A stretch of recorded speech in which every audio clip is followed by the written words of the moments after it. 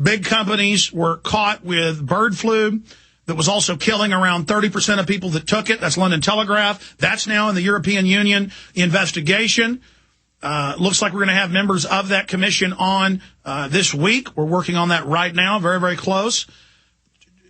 You cannot overstate how big this is. And they're saying the vaccine's dangerous. The vaccine's bad. It didn't help people. It hurt people. It was a fraud. It's now coming out that of the U.S. advisors, just like Obama's advisors on government takeover of healthcare, turned out basically all of them are getting $500,000, $250,000 from the White House covertly. It's coming out all these flu experts had worked or were working or had stock or were making money or were consultants, some cases making millions a year. These government officials that push the flu hype. To get the hype really going in January of last year, 3 months before it even raised its ugly head, we had emergency managers on. We had internal documents from the Bureau of Cemeteries in New York where they were telling police, get ready for millions dead. They were telling doctors before it ever even showed up in Mexico. So they were pre-hyping for total fear so people would buy into it. The good news is they've never had a flu vaccine fail like this. The majority of people are not taking it. It's rotting on shelves. It's a huge controversy. So to walk through this is Mike Adams of naturalnews.com, really the leader in amazing research journalism. He was there day one exposing this with us. H1N1 swine flu hoax falls apart at the seams, and he walks through it. So, and the next time they try to push it, it'll even be harder. Okay? So this is very exciting. I want to now go to Mike Adams. Mike, thank you for joining us today. Thank you, Alex, for inviting me back. It's always an honor to talk to you and your listeners. Where do you want to begin? This is a huge topic. Tell folks where you're joining us from. Well, I'm in Ecuador. This is where I live permanently now, and if you hear construction sounds in the background, it's because I'm building a sustainable food forest here.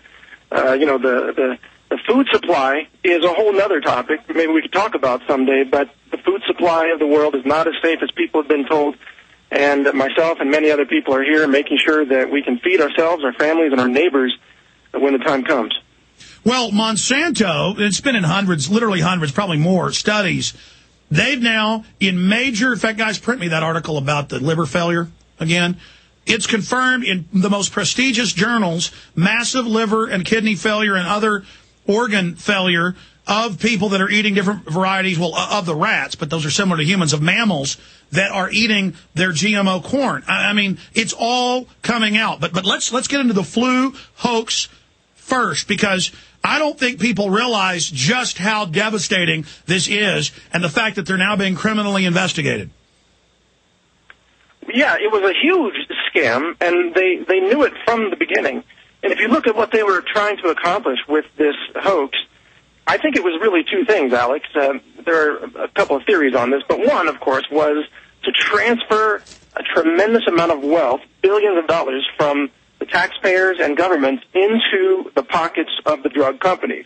And they did that very effectively by spreading fear, by spreading false information. I mean, they're still out there saying you should take your vaccine shot because there could be another wave coming. You know, they just don't know when to quit.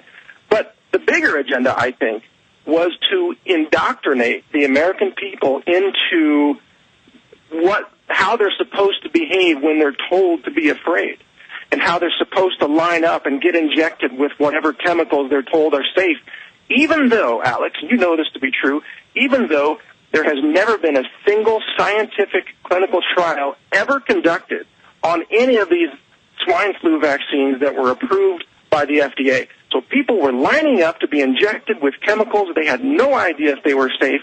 They were lied to, they were deceived, and they were indoctrinated. This is the way they want Americans to act from now on. And that's what the EU head of their health commission, he says the bird flu vaccine killed a bunch of people. This flu vaccine's dangerous. The German government wouldn't even take this shot. People in government were paid off to push this. And they're having a huge investigation. I mean, it sounds like it's Mike Adams running that commission. Yeah, well, the truth eventually comes out on all these issues. I mean, they can't cover this up forever. If you look at who benefited from this scam, it's very obvious.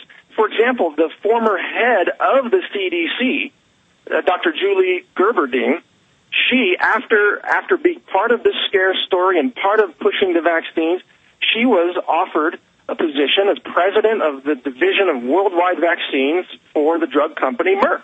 And she took that position, and she obviously benefited in a huge way, a personal financial way, from spreading this idea that everybody should take vaccines. Continue. Oh, okay. Well, the WHO, World Health Organization, in my opinion, conspired with the CDC, conspired with the drug companies to falsely elevate this pandemic to a so-called level 6 pandemic, even though it was always very mild. There was never any indication that it had a high fatality rate. In fact, as you mentioned in the introduction to this segment, the fatalities for this were far lower than seasonal flu. And another fact that they're not telling people is that of those who did die from H1N1 infections, many of those people were vaccinated with H1N1 vaccine. I mean, have you ever seen that in the press, that some of the dead people were vaccinated and they died anyway? They don't tell you that, Alex. No. It's mind-blowing. It's mind-blowing to see this actually coming out in the open. Well, yeah, finally. It's finally starting to get out there. And we've done things like, for example, I put out a $10,000 award for anyone who could provide proof that the H1N1 vaccines had been proven safe and effective. And today, Alex, not one person has stepped forward to try to claim that $10,000. And yet, these vaccine pushers, they run around on the Internet and all over the place in the media saying that their vaccines are scientific. You know, we're right and you're wrong. We have medical science and evidence on our side. Well, then why don't they claim the $10,000? Do they hate money?